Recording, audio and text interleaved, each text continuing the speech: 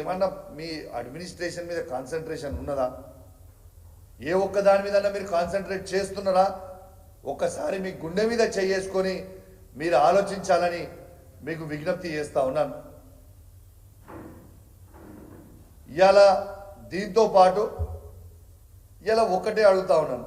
ఇలా విద్యార్థులు మొత్తం కూడా రోడ్ల మీద ఎక్కి ఇలా డిఎస్సిని పోస్ట్పోన్ చేయమని కోరుతా ఉన్నారు.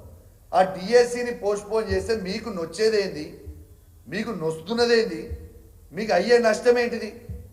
విద్యార్థులు ఇంకా మంచిగా ప్రిపేర్ అయ్యి మేము చేస్తాము, ఎందుకంటే ప్రిపరేషన్కి మాకు టైం లేదు, మేము ప్రిపేర్ అయ్యి చేస్తామని చెప్తుంటే మీరు ఎందుకు పోస్ట్పోన్ చేస్తలేరు? మీ ఇంట్రెస్ట్ ఏంటిది? మీ ఇంట్రెస్ట్ ఏంటిదని నేను అడుగుతా ఉన్నాను. ఖచ్చితంగా వాళ్ళందరి పక్షాన నేను డిమాండ్ చేస్తూ ఉన్నాను.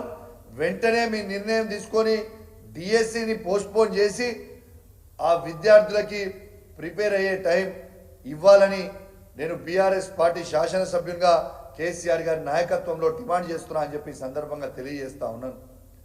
ఇంకోటి కూడా మాట్లాడుతున్నాను. నిన్న కాంగ్రెస్ వాళ్ళు ఎవరో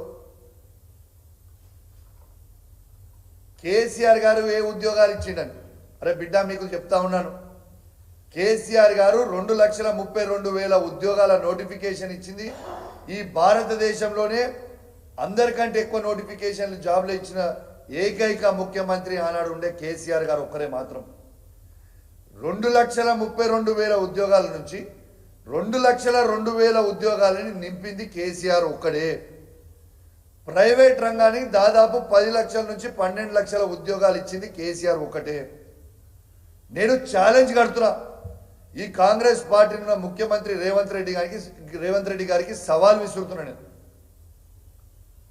మీరు కేసీఆర్ గారు ఇచ్చిన కంటే ఎక్కువ ఉద్యోగాలు ఇచ్చిన ఏ ఒక్క కాంగ్రెస్ పార్టీ పరిపాలిస్తున్న రాష్ట్రం కానివ్వండి, బీజేపీ పరిపాలిస్తున్న రాష్ట్రం కానివ్వండి, ఒక్క రాష్ట్రం కూడా మీరు చూపియండి.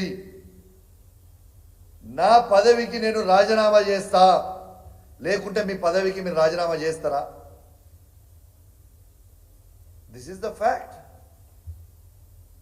ఆనాడు మీరు అన్ని మిస్గైడ్ చేసి మీరు గ్రూప్ 1 ఎగ్జామ్లో కూడా 1:50 కాదు 1:100 చేయాలని మీరు ఆ రోజు అసెంబ్లీ సాక్షిగా బట్టి విక్రమార్క గారు ఆ రోజు మాట్లాడారు. ఇవాళ మీరు రిజల్ట్స్ రిలీజ్ చేస్తే 1:50 చేసిరు. ఇది ఎంతవరకు కరెక్ట్ అని నేను అడుగుతా ఉన్నాను. మీరు రాహుల్ గాంధీ గారేమో మన రాజ్యాంగం బుక్ పట్టుకొని మేమేమో ఫిరాయింపుల మీద ఖచ్చితంగా ఒక చట్టం చేస్తామని చెప్పి రాహుల్ గాంధీ గారి ఫిరాయించిన వాళ్ళ మీద ఆయనే వీసి కనుగప్పి సెకండ్ ఇస్తా ఉన్నాడు. ఇంత సిగ్గు చేయటండి. మరొక్కసారి చెప్తున్నా, దానం నాగేందర్ గారు, మీరు నోటికి వచ్చినట్టు మాట్లాడకండి, ఇది మంచి పద్ధతి కాదు. దానం నాగేందర్ గారు, మీరు స్వయంగా కేటీఆర్ గారి కాలు మొక్కింది నా ముంగట్నే కదా దానం నాగేందర్ గారు. అవన్నీ మర్చిపోయారానే? అందుతే కాలు లేకుంటే జుట్టు అనడము మంచి పద్ధతి కాదు.